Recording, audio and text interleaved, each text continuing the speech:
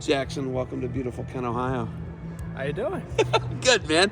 Okay, so duel last night. Did you wrestle in the duel last night? No, sir, I did not. But did you weigh in? I waited. No, not last night. I weighed in this morning. Though, Just this morning. Okay, so some guys are doing the double duty today, though. Yeah. They did the last night and this morning. Right. That's a grind, right? It is a little bit of a grind, right?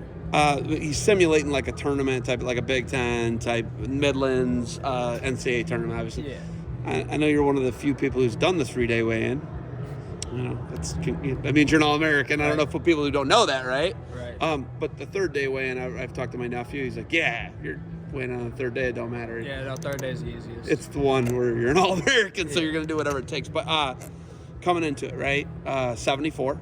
Yes, sir. Looking at 74. How is 74 from, because 2021, the COVID year, the like no fan year, was the year you were an All-American, right? Yes, sir. Mikey was telling me he was All-American and you guys wrestled at the Big Ten that year. Yeah. Put him on his back, he said.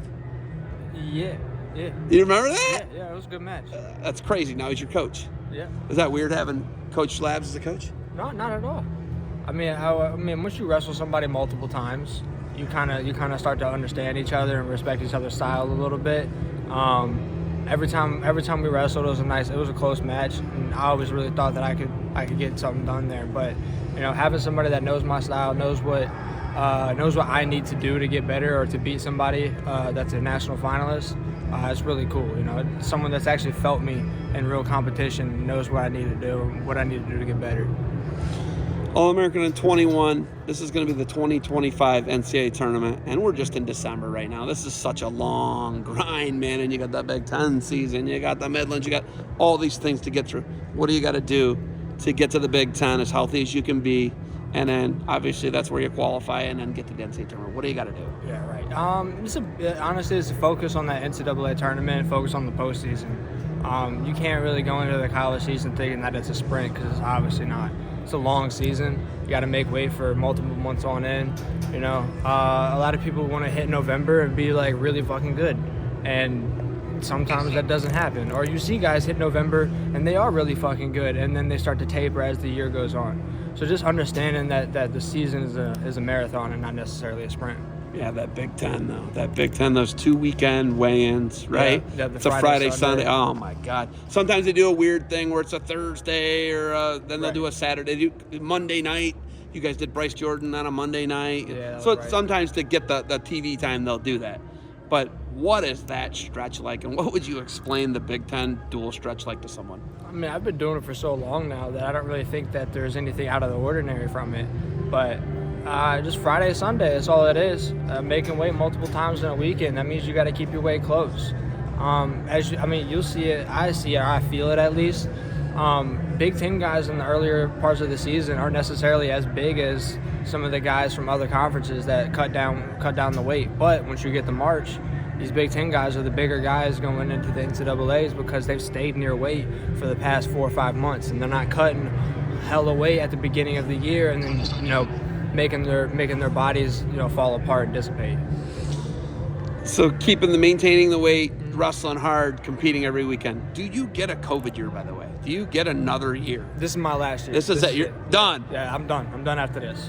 How's the body? Oh, it's hurting. I've gotten multiple rounds of stem cells in my back. I need surgery in my back and some other places that I don't really want to talk about. But yeah, just it's a grind. I'm making a lot of sacrifices for my body, just to do this again. And it's because of the sport that I love, and just taking care of it and making sure that everything's going to be good. I didn't wrestle yesterday because I had an ear infection, still have an ear infection, and I just didn't want to wrestle while I was sick again. I've done it so many times, and I think that I'm fortunate enough to have guys on our team, and our team is fortunate enough to not have to always pull double duties like that and have backups to be able to wrestle in the lineup and still get some wins. You're not a massive 74. I see massive 74. It's I'm a small 74. Like a Starachi was a massive 74 last year. Huge. Why do you choose to wrestle and not cut down to 65? I know you guys got guys. I get that, right? And I get it's a Big Ten lineup. I did it my freshman year. I made 65 my freshman year, but it wasn't a fun existence. Making 65 is not fun. I gassed out so hard in matches. I just didn't have energy, and I did it at 74. I made the podium when I was a backup halfway through the season and then coming in and just taking the starting spot and then hitting the postseason hard. You know, I did it while I was a 74-pounder, and I think coaches and I have had the conversations to try to go down to 65 again. And it's been a thought, but never something that I would execute on just because I know what I can do at 174. And at the end of the day, after you make 174 for 4 months on end, everyone's the same size in March. But that's what I'm telling you. Once you see those guys in November, December, like, I do feel a little weak sometimes in November, December. Because they're massive. They are massive. They're right. huge. Yeah, they are massive. They're bigger guys, bigger frames, bigger people cutting down. But, you know, once we reach March, we've all been making this weight for a very long time. All right. I know you got to get that warm-up in. You got the first match out of the gate versus Gardner-Webb, so I know you got to get warmed up. You got anything else for me? You know what? Just love having fun and wrestling, man. Just love this sport. You know, I've been doing this for 20 years now. And after this year, I'm gonna retire, and I'm just blessed to be able to do it for so long. What degree will you have? I graduated last year with a degree in American Studies and with a minor in education. I'm taking a program this year in adult education for a certificate. Teacher over here, rock it up, big dog. Teacher for 22 years now, so I love it. Yeah, we need more guys like you. I'm going through interviews right now for a job in the city, not teaching. I'll be going through my third round of interviews for. I'll be a client reporting analyst for private life insurance brokerage. But you could be a teacher. But I could be a teacher if I wanted to. I love it. We need you. Right. Good contingency plan. I love it. It's a great contingency plan. Right. All right. And all right, you got to get warmed up. You got anything else for me? No, I think that's it, man. Jackson, thanks for the time. Good luck today. Hell yeah, enjoy the show.